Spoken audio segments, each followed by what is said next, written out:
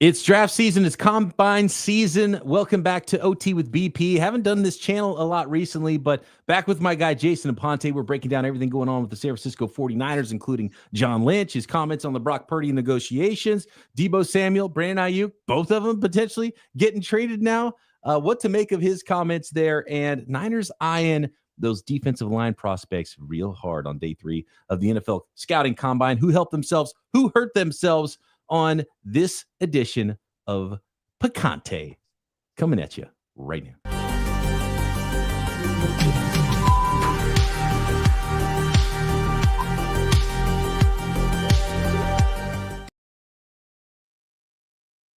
Jason, how you doing, my man? How's the shrimp cocktails? How's everything going on with where you are? What's the latest? It's good to chat with you. It's been a little bit since we talked San Francisco 49ers here on my personal channel, Overtime with Brian Peacock, OT with BP, also being simulcasted on the Jason Aponte channel on YouTube. So welcome everybody back to my channel. I'm pumped for this one, Jason. Yeah, me too. It's been a little while, but steak costs a lot, and that might be out of my pay grade. So maybe I've been eating a lot more Taco Bell than that, and I'm just a little confused at a steakhouse that is known for cocktail sauce. I still haven't been able to wrap my head around that one. Yeah, I'm big on cocktail sauce. I'm big on all of the spices, no matter how they come, and so I've never had the famous St. Elmo's Steakhouse. I've never been to Indianapolis. I've still never been to the Combine. Unfortunately, I think it would be a whole lot of fun. I would want to, have some drinks and see what kind of anonymous scouts I could talk to and get some serious information. The nightlife. See if there's any NFL insiders getting in a brawl at the coffee shop or anything like that. Have you seen any fights, Jason? That's so last night, literally, High Velocity is the place that everybody goes to. So the first night, Mike McDaniel walks in, and you have a bunch of the ESPN guys that go there. And that Starbucks is literally in that hotel. And almost like the news broke at the same time, the entire bar started laughing about it. And it was just a joke at the time about Starbucks and everything as well, too. And a little bit to your point about the nightlife, the combine is not the drills, and it's not the press conferences, and it's not talking to the prospects. It's the nightlife. There's some interesting things going on. It sounds like Stafford to the Raiders is a lot closer than people think.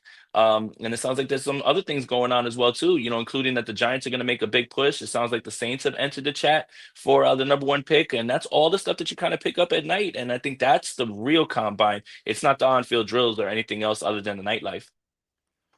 Is that the vibe you're getting in India? Is that it's going to be Cam Ward and people are going to be fighting over that number 1 overall pick? It certainly sounds like the New York Giants are ready to send the farm because it's one of two schools of thinking. When it comes to the idea of Stafford, it sounds like that is a last-ditch effort to win some games so Joe Shane and Brian Dabble can save their jobs. But I think you kick the can down the road when you find a way to get to number 1 because then there's some patience that needs to be in order. So it does sound like there is the Giants getting ready to ask the Titans what it's going to take and are prepared to send as much as they can to get there. Wow, that's very interesting. Cam Ward. Is Cam Ward that dude? The Matthew Stafford thing kind of blows my mind. It's seeming more when I first heard the story, I was like, no way. Come on, Matthew Stafford. That doesn't make sense for the Rams or for Matthew Stafford. You're going to go get beat up behind a bad offensive line somewhere and not win.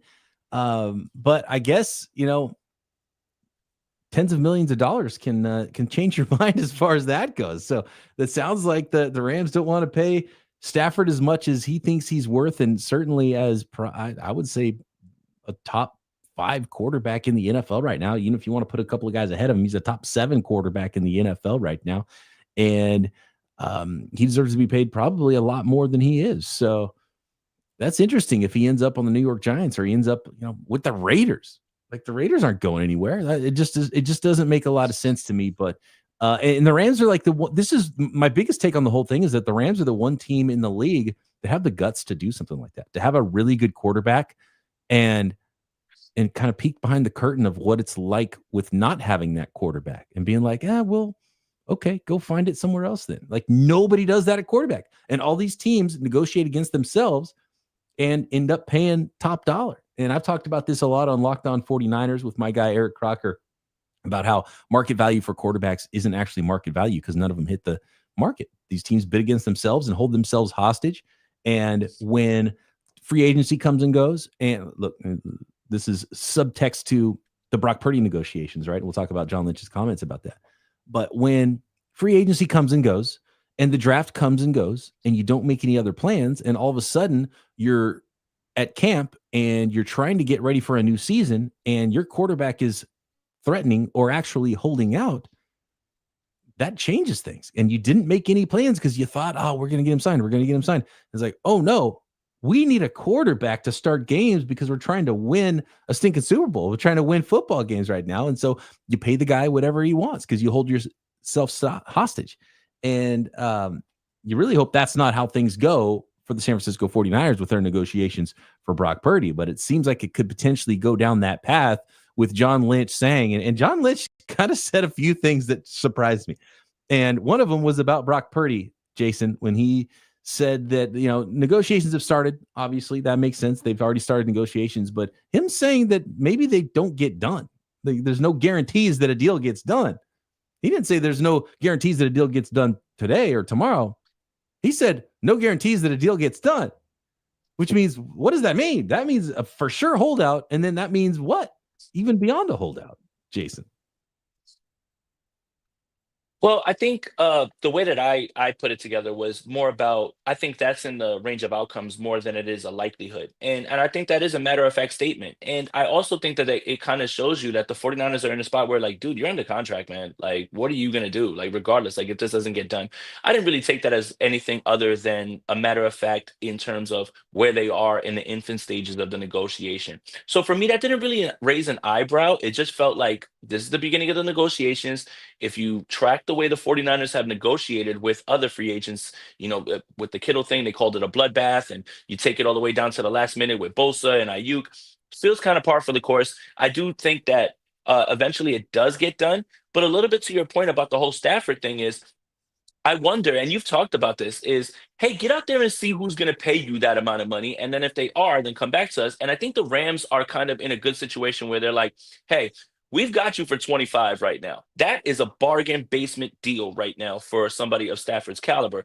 And then if someone's going to give you 50, then go right on ahead. But when you find out that no one's going to give you 50, come on back and we'll figure it out. So one way or another, I think that's sort of the practice that you put into place with the idea of like, hey, you can't give Brock Purdy 60 million off the rip. Kind of show him what's out there a little bit. And I think that's what the Rams are doing. But in terms of what Lynch was saying, I just took it as matter of fact, and I took it as something that is really going on. And we know how contentious these negotiations can go. You just hope it doesn't go any longer. But for me, I just took it as this is where they are in the negotiation, and that is one of the possible outcomes, not a likely outcome, but it is in the range of outcomes, in my opinion.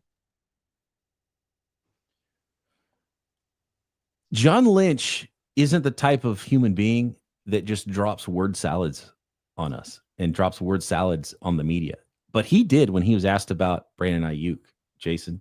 It was one of the most shocking answers to me that John Lynch has ever given. And it's one of the most head-scratching situations. If the 49ers are listening to offers for Brandon Aiyuk after just signing him 6 months ago to a long-term contract, then I have questions about what they're even doing and what the plans are, because this was a strange answer. I'm going to put it on the screen for the folks that didn't catch this one. And I really want to hear what you have to say about this, because Croc and I, and we're going to talk more about this. And by the way, Croc and I are going to go live later on this evening with a little off-season Q&A, as we do usually to end the week on our Thursday night live pod. That's going to be first thing in your feeds, Locked On 49er feeds on Friday morning. So get involved there. You can always send us a tweet or a comment, or just join us live on the Locked On 49ers channel. And we're going to talk more about this as well. But is there a health update on Brandon Aiyuk? He was asked. John Lynch was asked. There was also a report from the Combine that teams are poking around, interested in trading for him. Is there any interest? And here was John Lynch's full answer, because I want the full answer to be out there. John Lynch responded to that, quote, "Yeah, that typically happens with really good players. I remember, I think 2 years ago, having similar conversations. You get calls and you always listen to calls. I think since Kyle and I have been here, we've been certainly a top 5, I believe, number 2 cash spending team in the 4 years. Going into the 4th year, I think we're the 4th highest cash spending team. So at some point, you have to reset a little bit or at least recalibrate. You can't just keep pressing the pedal. And I think there's some good that could come out. We need to get younger. I think we're the oldest team in football trying to make a run at the deal last year.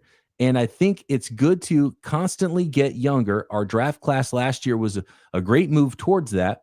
We'll have 4 picks in the top 100. If the comp picks happen like we see it, that's always a calculation. We will have 10 picks overall, and we're excited about adding more youth to a great core of players that we already have. That was the response to asking if teams are calling about Brandon Aiyuk. And none of that makes sense to me on any level. And first of all, getting younger, Aiyuk. So I think okay. Aiyuk played college football. Sorry to interrupt you real quick, Jason, but Aiyuk played college football. No, you're good. Teammate with Ricky Pearsall, who they just drafted, and he's in his mid-20s. Like Brandon Ayuk's entering his prime years. He's not one of the old guys. That would make sense if that response was about like trading Trent Williams or trading Christian McCaffrey or trading an older player on the roster or even Debo. That was his response to Brandon Aiyuk. Make sense of that for me, Jason. Yeah. So, all right. Maybe I'm not, critically thinking about it, but I will say this. I guarantee you that there are teams that are going to ask about Brandon Aiyuk because of the injury, and maybe they can get him on some sort of discount because they are going to be taking the contract off their hands and realizing, hey, he might not be ready midseason. Worst case scenario, he might not be ready next year at all. So I do think that it's kind of smart for teams to poke and prod around. If you've ever been to the combine and it's just coach and GM, they walk past each other. I didn't take it more of anything. It's just like, hey, what are you guys doing with 11? Like, what are you guys going to do? I did think the eye-opening portion of that comment was we need to get younger, reset this cap situation. And it comes on the heels of the report about the organization not being happy with the amount of money that they spent on Brandon Aiyuk, and that kind of tracks. Like when you talk about that, so you're hearing this about what the organization had to say before John Lynch speaks, and then John Lynch kind of sends that up. My thing is that when you look at the numbers, if there is any sort of trade for Brandon Aiyuk, which Brian, I'm going to say I don't think there will be, it's about a $62 million dead cap hit. So if you're looking at an organization that's already upset with how much money they spent on Brandon Aiyuk, imagine their anger on the amount of dead cap that will be there if you move on from him. So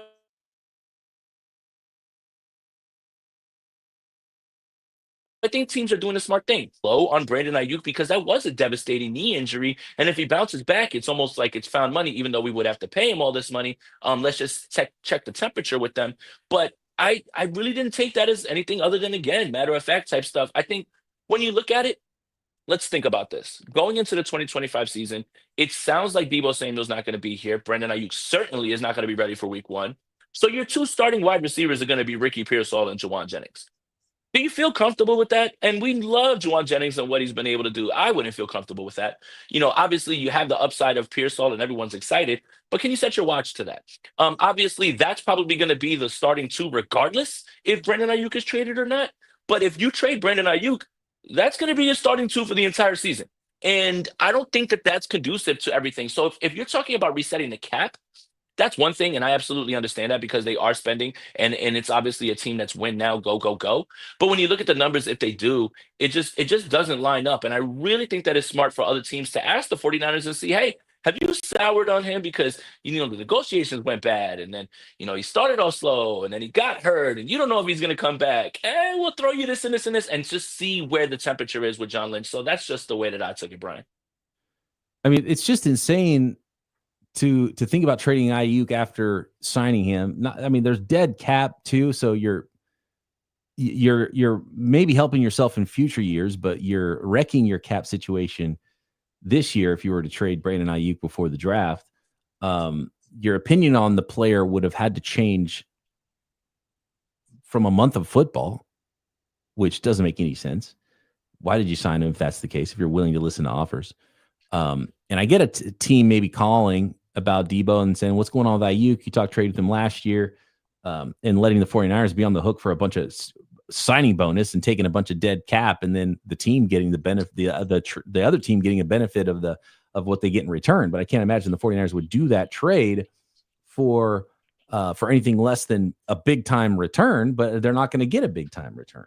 So I was just surprised to hear that. And again, like, John Lynch is 100% right. The 49ers do need to get younger and healthier and faster and cheaper in a lot of ways. But it was mind-boggling for me for him to use Brandon Aiyuk as that example. So he's the last person I would have used that example on, because you just signed him. And he's not one of the older players on your roster either. He's still entering his prime years. So I don't know. I don't know what to think about that response to the Brandon Aiyuk question, except for that that it's actually possible that they might trade him if the right deal happened, which is something a week ago I would have said it was just 100% impossibility. I would have called you a complete crazy person. And I kind of internally did call Diana Rossini a crazy person when the report was out there that the 49ers were fielding offers for Brandon Aiyuk. Like, that doesn't make any sense. They just signed him. You can't trade him for 2 years at least. That's the way it is with NFL contracts. You can't trade a guy after you just signed him. So maybe the 49ers want to take that accelerated hit, but none of this adds up to me. Like, if they trade Aiyuk, guys, I don't know what they're doing. Well, Diana Rossini, and trust me, I think she's great at her job. She also said that the Rams would be comfortable with Jimmy Garoppolo if they moved on from Stafford. So, that was a little eye raising as well too. But yeah, I think just like from a number standpoint, from just an objective like way of looking at this, you paid Brandon Ayuk to be your guy, your separator. We scream about separators the entire time for the 49ers. You have the one guy who can separate on his own. Juwan Jennings had an incredible season. I wouldn't call him a separator. And that's why he's so good at contested catches, because all his catches are contested. So it just doesn't really make sense to me. And I don't think that Pearsall right away at the end of the season, while you can be optimistic, you really can't set your watch to him being like that guy as well, too. So and then the other thing, Brian, if you're going to bring in Brock Purdy and sign him, you're going to cut his legs out from him like during this time while he's there, when he's got a guy who can get himself open and they have a great rapport. Like, it just, none of it adds up. But I do think the way Lynch was explaining it was, yes, I think teams are going after him because they want to see if the 49ers have soured based on the injury, based on the way the negotiation went. And they're trying to see if they can steal and buy him low. Like, I think that's what anyone would do in like a dynasty football league. If you have somebody like Rashee Rice, go see what the manager's looking at right now. Maybe you can get him for a second or third because he's worried about the injury, or maybe you could trade him for a player that can help him win right now because you're trying to build up your roster. So anybody that would be trying to trade for Brandon Ayuk has to operate under the idea of he's not going to be ready for week one. He might not be ready at all next year. And we're kind of just trying to see if we can have some found money and see if the 49ers have soured on him. So I didn't really take too much away from that other than that was matter of fact. But it is kind of interesting that John Lynch is openly talking about, yeah, we need to reset, we need to get younger, our cap situation, because I do think it's kind of just been assumed that with the $50 million that they already have, a George Kittle extension, a Brock Purdy extension, that actually, lowers, I mean, gives them more cap relief in the first few years, depending on the structure and all that stuff. It is kind of interesting to hear that. That was the one that really raised my eyebrow about we need to get younger and we need to reset this cap situation, especially with the fact that the cap is continuing to rise due to the revenue. So I thought that was very interesting. I do have one theory on that answer about Brandon Aiyuk, and it was less about Brandon Aiyuk and more about the 31 other teams in the NFL. If John Lynch was putting that out there to tell other teams, hey, call about our players. And I don't, and it was less about Brandon Aiyuk being available, but it was more about, hey, we will listen on anybody. We need to get younger and cheaper, other teams. So give us a call, send us those draft picks. And so I wonder if it could be a move about a guy we're not talking about that is actually much older than Brandon Aiyuk that is on the football team. I'm not going to name any names, and there's multiple people that could fit that bill. And so, and it might be partially him kind of warning everybody, like, look, this, we'll trade Aiyuk, we'll trade Debo. We're not going to just give Brock Purdy everything. We're going to negotiate hard. We are going to be smart financially here. but where was that financial awareness, in the months and years that led up to this? I don't know. So it's still a very strange thing, but maybe it was that bad signal, like, hey, other teams, come call us. And that's what I took away from it. I said it yesterday while I was in the media room. I did an instant reaction, and I said I think what that really signals to me is that while we thought this roster was going to turn over, and it certainly will, and the names on the jerseys are going to be different, there's going to be some people that we're not thinking of right now that possibly could be in that roster turnover. Do I think it's George Kittle? No, he's safe. He's going to be a 49er for the rest of his life. I just wonder, and is it going to be Nick Bosa? No, not going to happen. Is it going to be Fred Warner? No, not going to happen. But you got to start looking around and you got to start thinking about, man, you're talking about getting younger and you're talking about getting like that. What does that mean for certain players that maybe we're not thinking about right now? So I think the roster turnover thing was a given. But after hearing that, I have to think that maybe there's some other players that we're like, man, you know what? Maybe they might be looking at other players in that same fashion, and we didn't see that coming. So while we thought the roster turnover was going to be substantial based on, obviously Javon Hargraves impending thing and all that stuff, is there a little bit more to this? And I don't know if we're overreacting, but that was my takeaway when I first heard those comments. And there's also the aspect of, like, and Tim Kawakami kind of did some reporting on this. I think the 49ers might just be tired of a couple of pain in the ass wide receivers on their team, in Aiyuk and Yes. Devo, being like, you know what, man, let's move on. And it like that kind of opens the door that, Pearsall was last year. Clearly they had an eye on the future at wide receiver. Could they do it again? The best player available when the Niners pick at 11 could be a wide receiver. Could be Luther Burden, who for sure is a Shanahan style Seth McMillan. receiver. Ted McMillan, I think, could be a star. He's got some unbelievable ball skills and body control and coordination. He's not as much of a Shanahan style receiver, but maybe they might be looking for a little different guy with a bigger catch radius for Brock Purdy to be able to hit some more downfield plays with someone like Ted McMillan. Because the Niners go that route and shock everybody and trade Aiyuk on draft day, or and even with Aiyuk and Debo, and then have an eye toward trading Aiyuk in the near future and developing the other two wide receivers as their 1 and 2 in the future, and then maybe adding and then maybe keeping JJ instead of Aiyuk long term. I don't know, but things are interesting with the 49ers. This offseason's, dude, the 49ers are for us, for content creators, for 49ers media. It's great for us. Yes. I imagine that there are some 49ers fans out there that just have livers that are in rough shape from how much they drink in the offseason, being like, what is going on? Basically, the day that the Niners, March 26th, 2021, when the 49ers traded up to pick number 3 and ended up drafting Trey Lance. From that day forward, the 49ers have been one of the wildest and most fun teams to cover in the NFL, because it is nonstop and there's something going on every offseason, whether it's a quarterback controversy or a big negotiation. And obviously they've been a very good football team for the most part too. And so no shortage of headlines for the San Francisco 49ers. And, buckle up. It's going to be another very interesting offseason, I think.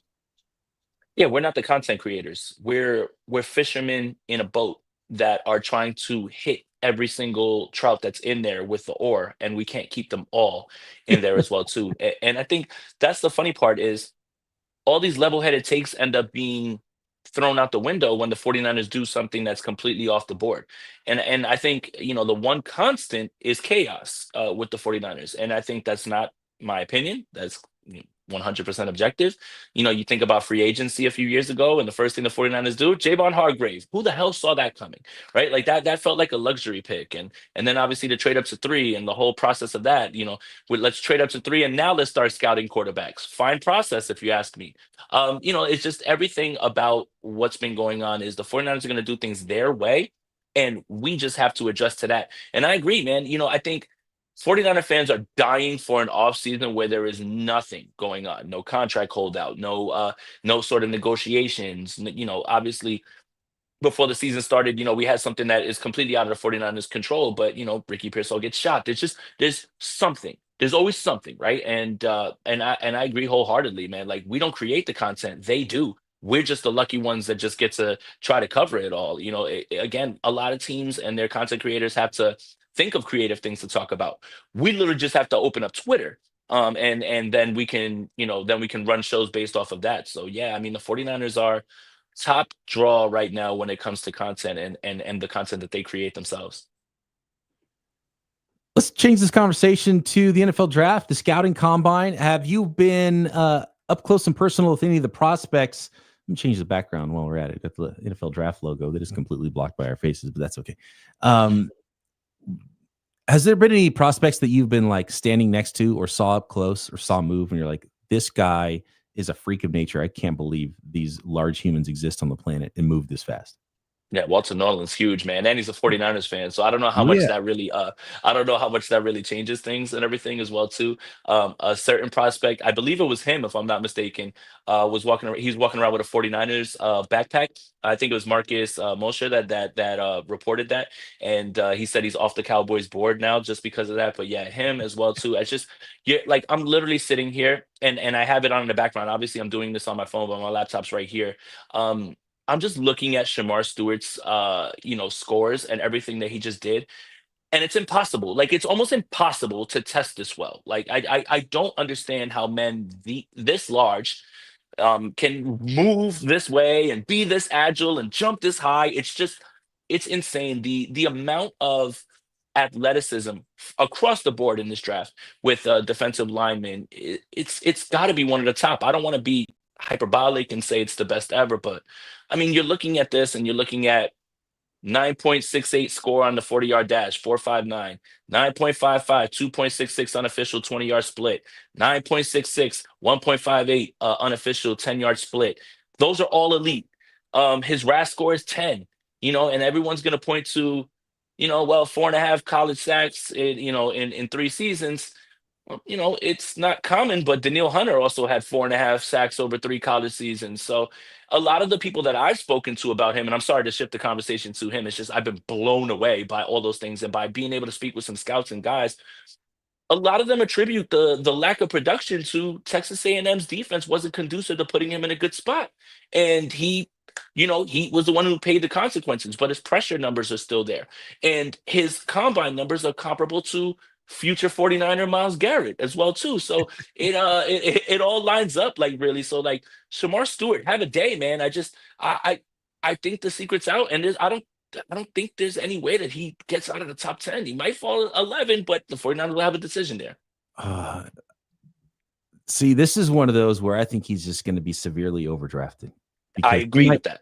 he might look like Miles Garrett, but he doesn't play like Miles Garrett. Mhm. By the way, Shamar Stewart, Texas A&M, 6'5", 267. He lost 14 pounds to run faster, by the way. He was just 281 pounds at the Senior Bowl. That was 3 weeks Yes. ago. And now he's down to 267. So clearly he was getting ready for that 40-yard dash. And for a guy who's even 267, 6'5", he ran a 4.59 unofficial, which is blazing, and 40-inch vertical, 10-11 broad jump. So athletic freak. But here's the thing is all that is in a straight line. And that's kind of my Yes. problem with Shamar Stewart because he has burst and he has athleticism. And you didn't need the combine to see that when you watch his tape. And he gets the jump on almost every offensive lineman and on almost every rep. But he still can't finish from that advantageous point. And I don't think it's a technique thing. I don't think it's necessarily Texas A&M's defense. There could be some reasons why, but like, I mean, we're talking like 1.5 sacks. Like, even if you had 3 or 4 sacks, maybe that's the difference there, but that's still not enough production. The thing I see more than anything is he is pretty darn stiff at the top of his rush. And I see his feet slip out from under him, and I see him not be able to change direction and not be able just at the top of his rush, he has nothing. He has nothing that he can do to go win the rest of that rep and go get to the quarterback. And I think it's a biomechanic thing. I don't think it's anything else. And so to me, I think he's going to be somebody who I saw somebody compare him to Jadeveon Clowney. And I thought that was actually a really good comparison because but like imagine like and Jadeveon Clowney was a little bit disappointing. He was a good player, but Jadeveon Clowney was like bigger and more destructive and stronger than Shamar Stewart. And Shamar Stewart does have some power to his game, and he can set the edge a little. But imagine if Jadeveon Clowney was like lighter and less explosive and less powerful. What kind of a player would he be? And that's kind of what Shamar Stewart is. And it wouldn't be a very good player, and it wouldn't be a top 10 player. Yeah, and what's funny is Jadeveon Clowney turned out to be a better run defender than we ever expected, right? Because we Right. expected him to be a pass rusher, right? But what's funny is Yes, you're blown away by the 4.59 40. I don't need my defensive end running 40 yards at any point in any game. That's not what I need you for. So what you're looking at is you're looking at the 10-yard split, you're looking at the 20-yard split because those are going to show you the short area quickness and everything as well too. I just I want to pose this question to you, right? The 49ers have Chris Kasarik, and Chris Kasarik is known as this like defensive line whisperer, and I can get it. It's been a while. And if you feel like this guy has moves and everything, and you feel like you have this high opinion of Chris Kasarik, why can't Coach K do anything with that? Why can't he help a player develop, right? I think what we're living on with the Kasarik thing, and the only reason I'm bringing this up is because, if you have a defensive lineman, you bring him in under the guise of, yeah, Chris Kasarik's got me. We're years away from Arden Key and Charles Omenihu. Who has he really developed now at this point? Drake Jackson hasn't done anything. Obviously, he hasn't been on the field. Leonard Floyd's a vet. I don't think Chris Kasarik was going to do anything with him. So I just wonder, like, no matter who you pick in the trenches, Chris Kasarik has to be a part of that. And the allure of having Chris Kasarik and whatever it is that he can help a player develop with has to be part of the equation. But I just wonder if that's a little bit overblown. And we're now in 2025 still talking about 2021 and what he did with two guys. And in the last 4 years, who can we say that he's actually developed? Just a question, Brian. Yeah, yeah. I think one of the problems with the 49ers, and this is offensively and defensively, and as good of a coach and as good of a coordinator as Kyle Shanahan is, like the league knows what's coming. Like the league has had years and years and years of practice and, a dozen coaches from the staff around the league now to like give firsthand information about how this offense runs. And it's the same on the defensive side of the ball. And even when they brought in new defensive coordinators, they wanted to run that same defensive scheme. And now you get Robert Saleh back to run that same defensive scheme. And it's somewhat of a static defense. And even more so probably on the defensive side than the offensive side of the ball is teams know what you're going to do. And they have a really good plan after years and years of practice and tape to study it, how to attack it. And I think that might be part of the problem with the 49ers. But clearly they don't want to change anything. I mean, they're not going to change the offense with Kyle Shanahan, and it might evolve a little bit. And, it's a different game plan week to week. But on the defensive side of the ball, clearly you don't want to change anything. But teams know, that pin pull, and they trap the ends on the wide nine. And, there's just different ways that teams have been able to attack the 49ers. And, there's a book on the 49ers, and it makes it that much more difficult when you don't have like dudes on the defensive side of the ball to run a little bit more static scheme. And it's like, okay, fine. You know what our scheme is, and you have a good idea of what we're going to do, but guess what? Our guys are still better than your guys. So if they're going to win, they got to do that. And that's why today was one of the most important days of the combine, because the Niners need to add some of these stud defensive linemen or Myles Garrett and trade the pick for that, because I think that's what really makes the whole thing go. They need that ridiculous, game-changing, unblockable defensive line. Right, and that's the point. It's like everybody's talking about, well, in 2019, they only rushed four. Yeah, Armstead, Buckner, Bosa, and D Ford. Okay, let's find that again to replicate that. And Yeah. everyone's watching the Super Bowl and they're saying, well, the Eagles only rushed four, and look what they did. Yeah, look at the four. Players is how you do that. It's not just rushing four with anyone, it's rushing four with that type of talent. So that's the part about it that it's just like, well, it's easy. Rush four and drop everyone in the coverage. Yeah, that's all well and good, but when the Eagles have a defensive line that is that good, when the 49ers had a defensive line that was that good in 2019, that seems all easy. But when you're trying to piece it together with Javon Hargrave's a pass rusher, but he's not a run defender. Malik Collins is a pass rusher, he's not a run defender. Jordan Elliott's a run defender, he's not a pass rusher. Like it's you're picking and choosing now, and you're putting together, and you're robbing Peter to pay Paul to play some of these guys. And not that I'm saying that it's so easy to just find four guys, but that's when the creativity on defense has to come in, because you can't just rush four and sit everybody back. I know that everybody looks at what the Eagles just did. That's great. But look at the names on the back of the jerseys, and that's what's really going to lead you to the answer. So again, if I think it was Kyle Posey that said this, and I want to make sure I get it right because it's not my saying, but it's really, really perfect. If you're an evaluator in this draft and you're looking for defensive linemen and you can't find an impact guy in this draft with a defensive lineman pick, you probably shouldn't have a job. And that's Kyle Posley of Niners Nation that said that. I believe he said that on Rob Stats Guerrero show. And I wholeheartedly agree, especially when you look around at the sheer number of defensive tackles and defensive ends that can be impact guys right away. The 49ers have to step right and get the right guy. And there's a lot of them. So you have some trial and error that you can make. You may not get the best guy, but you're going to get a guy that's impactful. And I think, again, the 49ers have to get back to that if they want this defense to get any better. Yeah, it's a really deep class too. So if you get a tackle in the first round, you can get a end in the second round. If you get an edge rusher in the first round, you get a defensive tackle in the second round. If you go with an offensive lineman in the first round, you still get a stud defensive lineman in the second round. It's a really deep group.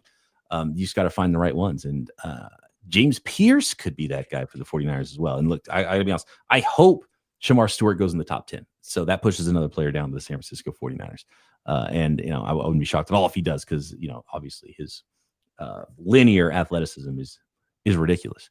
But James Pierce Jr. out of Tennessee, 6'5", 245, very lean.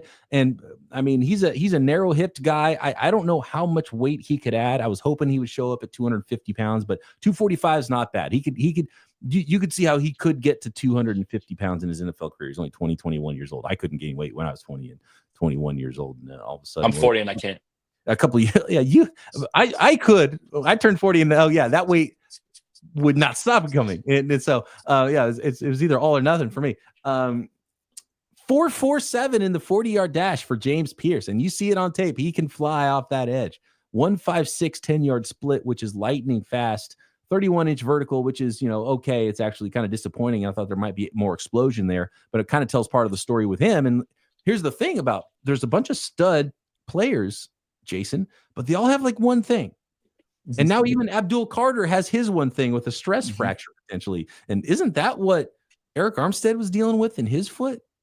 And would the 49ers even want to mess with a guy who has the beginnings of something that could be a nagging type of injury? Now, look, if he falls anywhere near 11, send in the damn card, right? Run the card up. Yeah.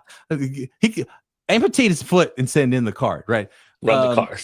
But and Abdul Carter is not going to fall to pick 11. But insane things do happen in the NFL draft, and we're here late February, and we'll be shocked about some things that happen in April, and it happens every single year. Could Abdul Carter be that, or could this at least make him fall behind maybe a quarterback, maybe even two quarterbacks, and then maybe Mason Graham goes and Travis Hunter, maybe a wide receiver, and all of a sudden you're in a position where, man, we can trade up to 5, 6, 7, 8. We can trade up a little bit and get Abdul Carter. That would be one way for the 49ers to find that stud player. Or maybe they just go trade for Myles Garrett and then draft the defensive tackle in the second round. But anyway, yeah, 4.47.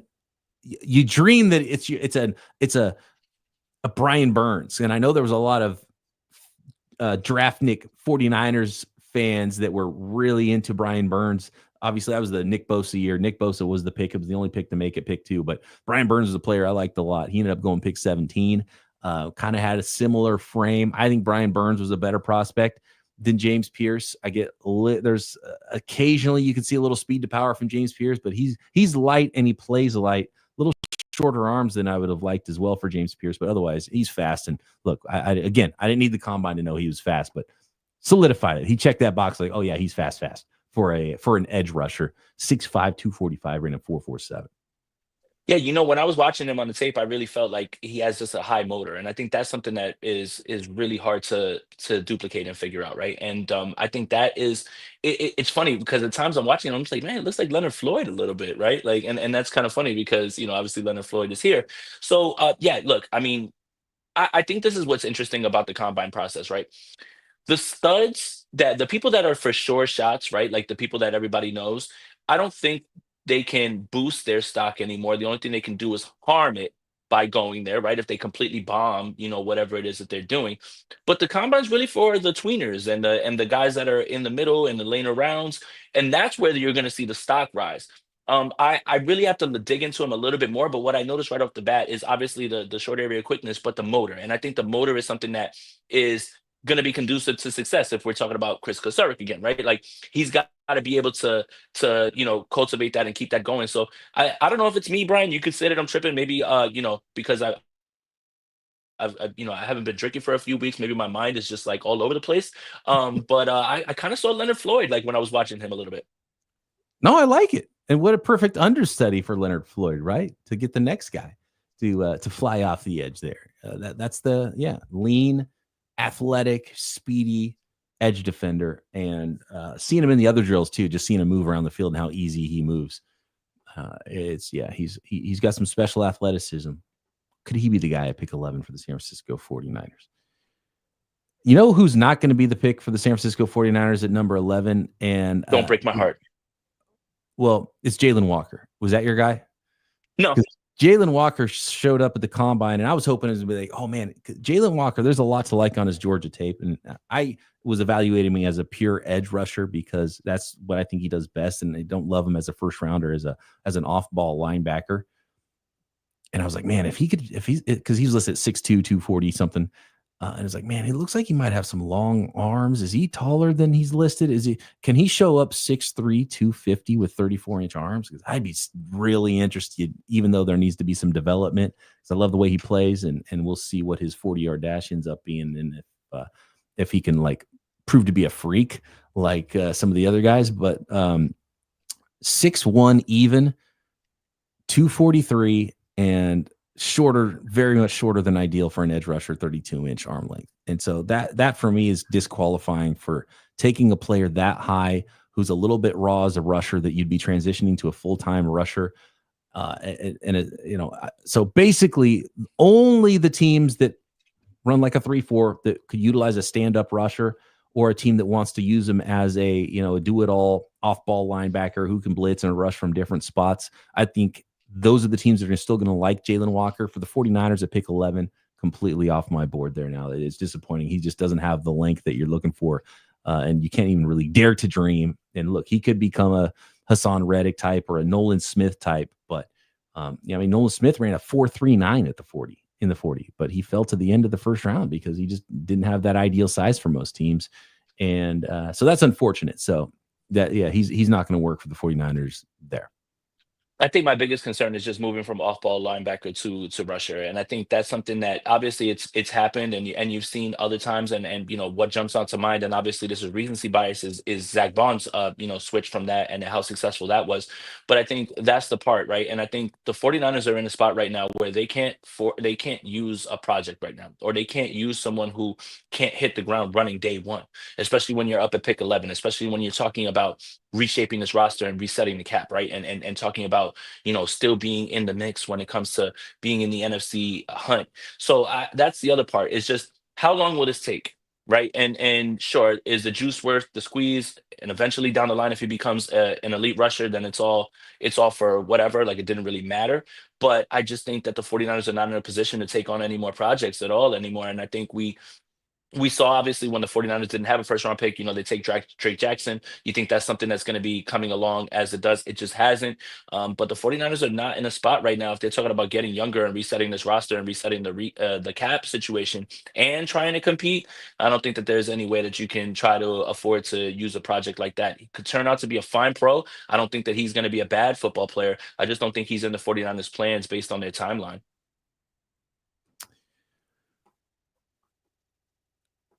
Talk to me about where's he at? The UCLA edge defender. I have not put on the tape yet of Oluwa. I want to get his name right.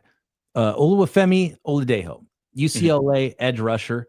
Nice little measurements. I don't know what the workout numbers are as far as athletic testing is yet for him. It's kind of almost, the guys feel like they're telling on themselves if they don't work out at the combine and they're not injured. I'm like, okay, you probably think you're not going to run that great. So that worries me a little bit. But Oluwafemi Oladejo, love the way he plays. There was a report, I don't remember who reported it, but somebody reported that the 49ers are very interested. I think it's a little bit early to let's kind of hyperbolic there, and we'll see. And the 49ers obviously have shown different levels of interest in guys that they ended up drafting. So I don't think we can really go too far on that. But 6'3", 259, so nearly 260, solid length, decently long arms, 33 and 3/8, and you want to be above 33, and ideally you're even 34 or even more for an edge defender. But for a speedier, a smaller edge rusher at 6'3", 260, I think 33 and 3/8 is a nice arm length for him. Interesting player. Like, he gets super high marks for character, how hard he plays. And, could be like a gold helmet guy. So I could see the 49ers really liking someone like Oladejo. He's not a first round guy, but they don't go edge early, he's an interesting name to keep an eye on and someone that has met with the 49ers. Yeah, the buzz around here is that he's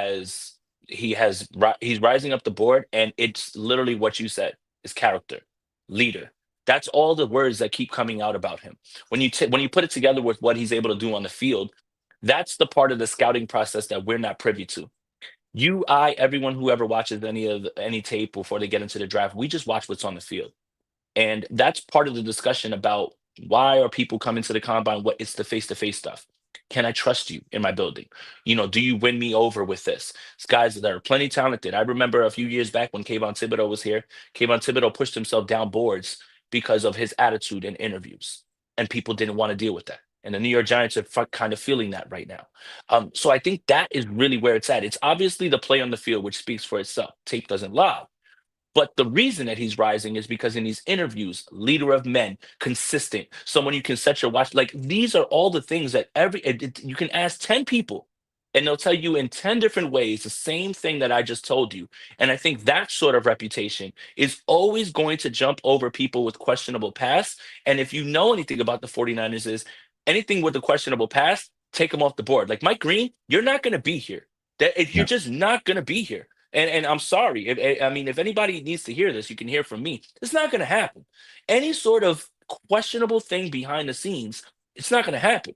But when you have someone who is being testing this well, playing this well, putting out on the film, and then you hear all the other things that the people are saying, he's certainly a riser. And that's what makes the possibilities with the 49ers in this draft class and free agency so fascinating. There's so many ways you can go about it. I haven't told you who I would love to have at 11 right now because I need to wait to see what his medicals are and how he tests eventually. I think I'm kind of giving it away by even saying that.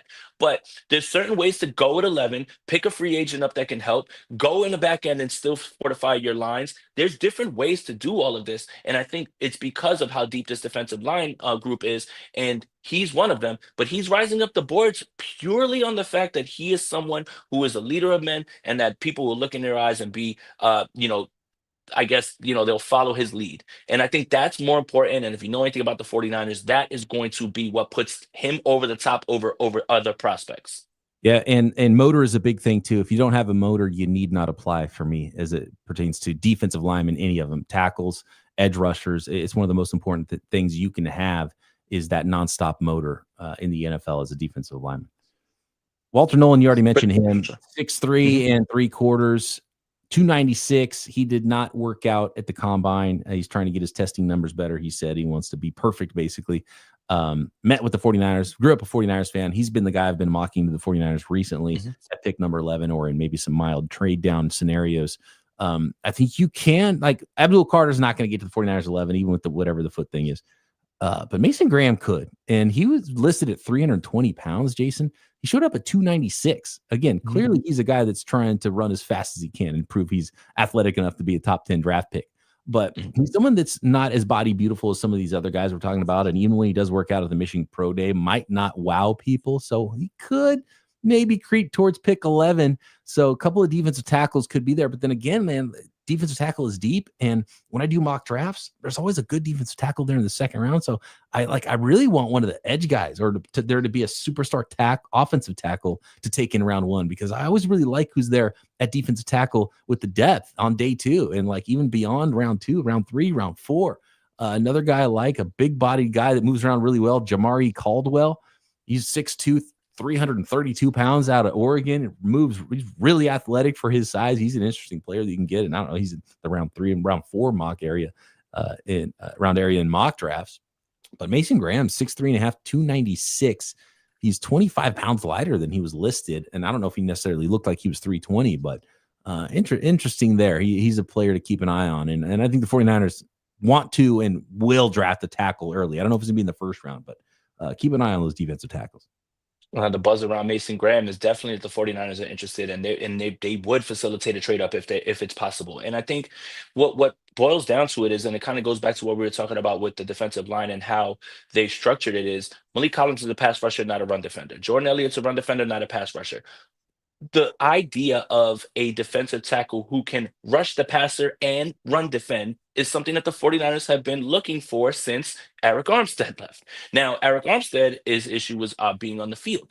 But when you try to play and pick and choose, like, oh, on rundowns, we're going to bring, no, like the 49ers have to find a defensive tackle that can play every single down and do everything that you can. I think Mason Graham ticks all those boxes. And then when you kind of put it together with some of the reports, Kawakami reports that the 49ers are interested in not only a defensive end splash, i.e. Max Crosby, Miles Garrett, but a trade up. And then you read articles where it says the 49ers are a defensive tackle team that'll be able to move up. And then people specifically name Mason Graham. I don't think any of that is by coincidence. And I think that, regardless of whether they visit with the 49ers, they don't, kind of want to dispel that narrative just a little bit because Ricky Pearsall didn't meet with the 49ers at all. He had like a 5-minute meeting with them in Mobile, radio silence. He's the first round pick. So while it's good information to figure out who they visit with, it's not the end all be all. And the 49ers do not discount their ways of just drafting someone that they never met, not even once. And I think that's the part that either it's throwing people off the scent, either it's just trying to check the temperature of some of these guys, whatever it is. It still sounds like there's a lot of interest when it comes to Mason Graham. And if it does facilitate and need a trade up, the 49ers are not going to use all 11 draft picks. It's almost impossible to do that because you're up against the 53-man crunch. So they need a guy who can play every single down, and it looks like Mason Graham is that. And if it is a trade up for him, it depends on what the terms would be. 49er fans would be really happy with him, but I don't foresee him staying there around at 11 because a lot of people are really high on him right now. There's a couple more prospects I want to talk about here from the combine. And one of the reasons why I wouldn't mind going a different direction in round one and going defensive tackle in round two is, and everyone who watches his tape comes away being like, oh, that's my guy. That's my guy, JT Sanders out of South Carolina. And he had a nice day just because all he did was show up at 297 pounds. He was 1 pound heavier than Mason Graham, which is surprising because they were listed 30 pounds apart. I think TJ Sanders was listed in the 280s, and he's not the biggest defensive tackle. Mason Graham's listed at 320. Sanders was 1 pound heavier at the combine than Mason Graham. That's a huge win for TJ Sanders. Almost gets me worried he's not going to be there at pick 43 now for the 49ers, but 6'3" and 7'8", so a hair under 6'4", 297, big hands, long arms. He is a nightmare of a pass rusher. He's not the biggest, stoutest run defender in the world, so he might not be your cup of tea, Jason, but man, TJ Sanders can get after the quarterback, high motor, pass rusher.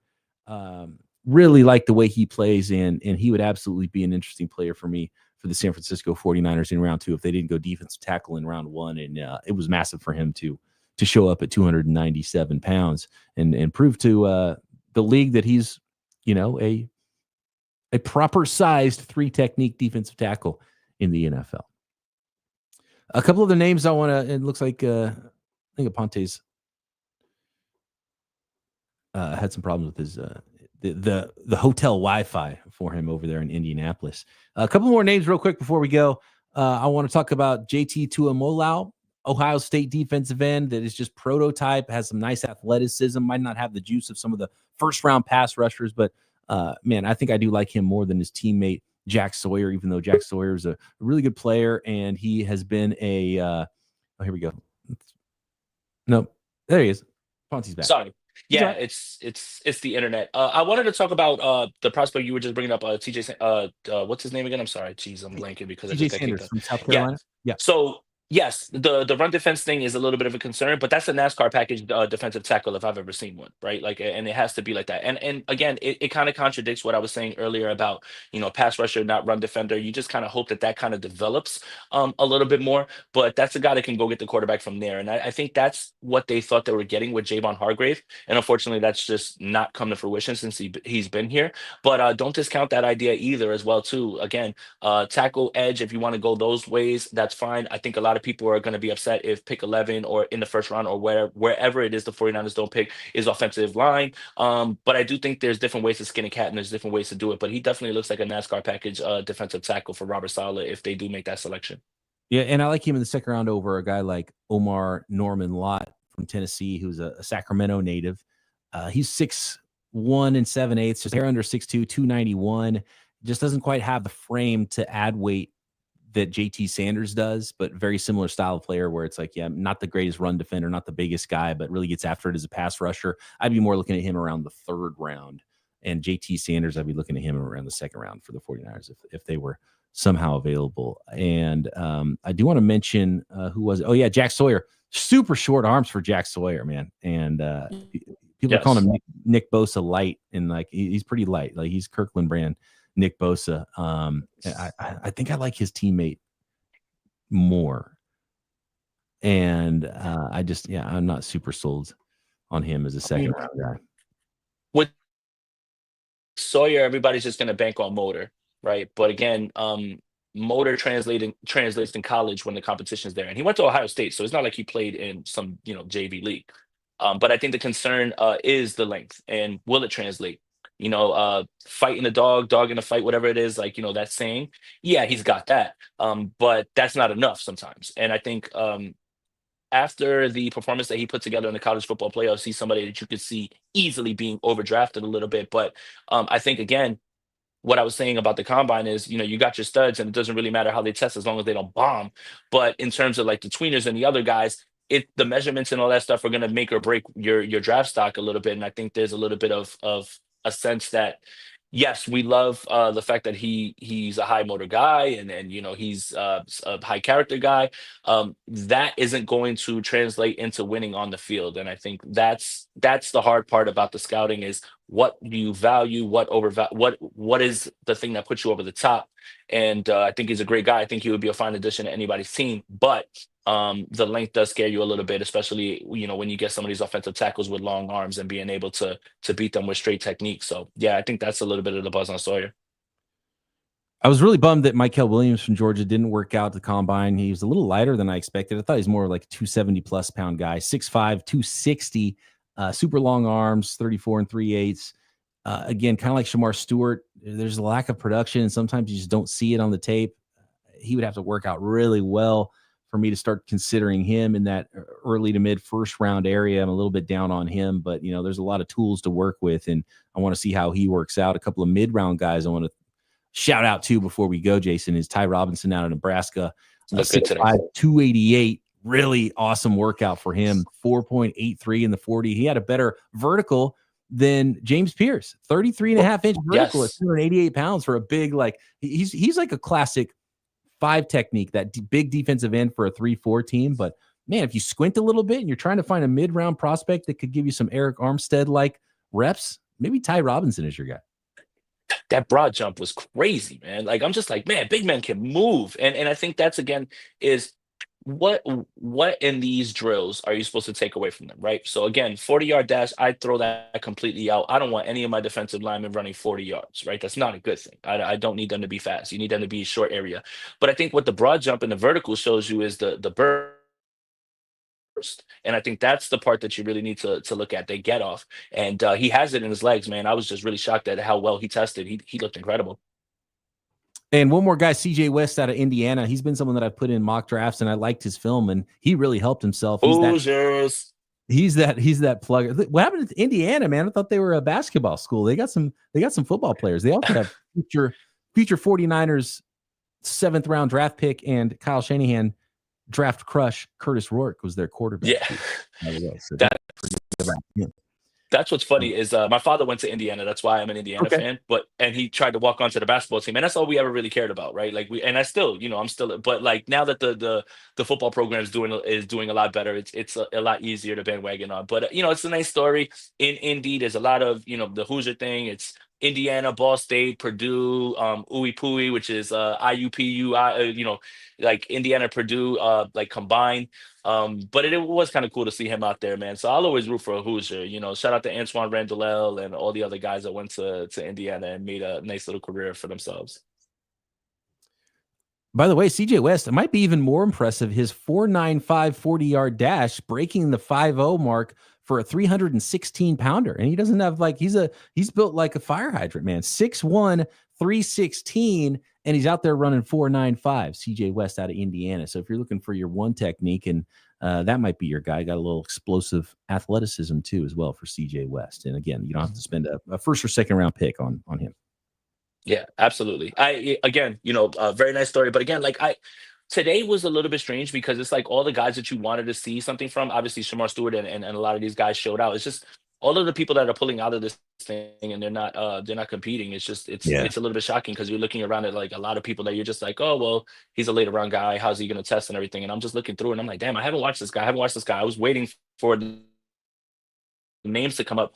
A lot of them just decided not to. So yeah, I think that's and you're gonna see that a little bit more like as it goes on, and you're gonna find out like the day before there's some guys. So tomorrow is, if I'm not mistaken, is I hmm, think it's no, corners, because I right? know Saturday is wide receivers, running backs, and quarterbacks. Yeah, I think Corners, cornerback right? tomorrow. Yeah, Safeties and everything as well too. So you'll see yeah. Malachi Starks. Yeah, you'll see like Malachi Starks, and then I might as well let the cat out of the bag. Look, number 11 dream pick. If Will Johnson's there, I just need to see his medicals. That's it. Once I hear that he's clear and he's good, man, woof, man. I at 11, I have a hard time not smashing that button to go get him. He was asked about his speed today, and he's like, "Have you ever seen anybody run by me?" It was like, no. My comp for him is actually Richard Sherman because of the way he plays. He's playing that Right, off coverage, and that zone, and he's like I was gonna he's be running the route for receivers. He's moving. He's so instinctive, and he's so long, and like faster Richard Sherman. That's a pretty darn good prospect. I don't know if he's going to run like 4.4 or what, but Richard Sherman I think ran 4.57. So it's mhm, like just run. Can you run 4.49 for me, Will Johnson? mhm. And I'll take it a step further with the Richard Sherman comp because why I'm also enamored with him. The 49ers are gonna run zone. He's absolutely perfect as the outside corner to run zone, and that's exactly what Richard Yeah. Sherman did his entire career because he's so smart, he's so long. I Again, there's different ways to skin a cat. You get yourself Will Johnson at 11, God willing, something like that, right? All of a sudden now, yes, you can go into the defensive line bag, but you're going to have a ton of coverage sacks if you're going to line up Lenore, Renardo Green, and Will Johnson as corners. So you're not going to necessarily have to get home right away because there's not going to be many people open. And I think that's the way that I'm kind of looking at it. If you're talking about what needs and best player available, at 11, I have a hard time passing up on Will Johnson. And if the 49ers do, that poor player will be compared to him. And if Will Johnson becomes a stud, it's just going to be another Jalen Hurd and Terry McLaurin situation for me. I don't know how much say Gus Bradley's going to have in his first year as a coach, but Gus Bradley, you don't think he's going to see a cornerback he loves in Will Johnson, right? The old Legion of Boom defensive coordinator. So My my yeah, goodness, and just the impact overall. Like again, Will Johnson's going to come in here. He's not a project. Get him out there. Like get him out there. You already know day what one. you have in Bernardo. You already know what you have in Lenore. My goodness, man. If you're talking about revamping his defense in a way where it's a lot more, I guess, adaptive, because it's not going to change the scheme. So I'm not talking about revamping that way. I'm just talking about creative calls with blitzes from different ways and the way that you're going to cover. My goodness, what place do you start better than having Will Johnson as your outside corner for many years? I'm pretty ticked off that not only could Abdul Carter not work out, and I don't know if he'd have worked out anyways because of the foot thing, but he didn't even get measured. Mm, That's still the biggest question with Abdul Carter. It's not how mm, fast he is and athletic he is and how good he is coming off the edge. How big is he? Does he have the requisite size and length to be a every down defensive end for a team that runs a 4-3?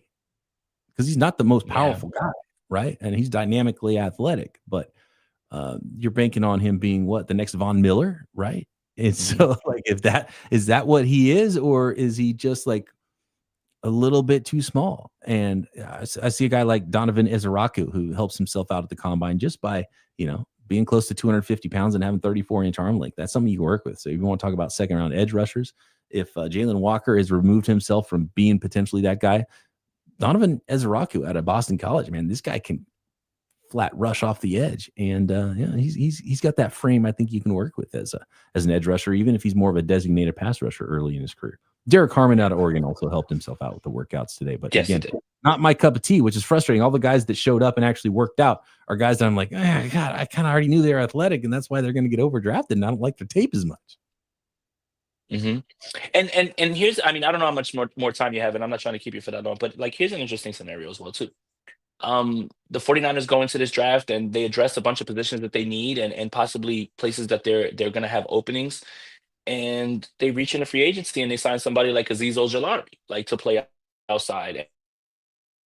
and they're able to cultivate that, and he's still very young, and obviously you have to allocate money to that. So I guess it contradicts what they're saying about resetting their cap situation. But again, this is what is, I guess, the way to explain it is it's fascinating for how many ways the 49ers can absolutely retool and revamp this roster and get right back to where they are. But is the idea of too many options really having no options? And what I mean by that is, if you start thinking of all these endless possibilities and you're like, we'll get this guy in free agency, we'll get this guy in the draft, are you like losing sight of the forest by staring at the trees?